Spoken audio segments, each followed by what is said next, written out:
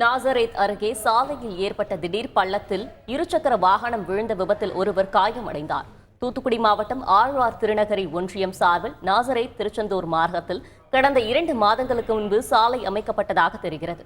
தற்போது இந்த சாலையில் 2 அடி ஆழத்தில் திடீரென பள்ளம் ஏற்பட்டுள்ளது. இந்த நிலையில் அவ்வழியாக இருசக்கர வாகனத்தில் வந்த பாலமுருகன் என்பவர் பள்ளத்தில் சிக்கி லேசான காயமடைந்தார்.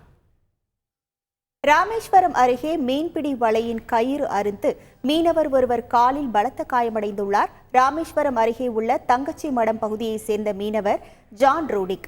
இவர் நடுக்கடலில் மீன்பிடித்துக் கொண்டிருந்த போது எதிர்பாராத விதமாக மீன்பிடி வலையின் கயிறு அவரது காலில் சிக்கியுள்ளது. இதில் அவர் படுகாயம் அடைந்துள்ளார். இதனை அடுத்து சக மீனவர்கள் ஜான் ரோட்டியை மீட்டு மருத்துவமனையில் அனுமதித்துள்ளனர். செய்திகளை உடனுக்குடன் தெரிந்து கொள்ள உடனே சப்ஸ்கிரைப் பண்ணுங்க.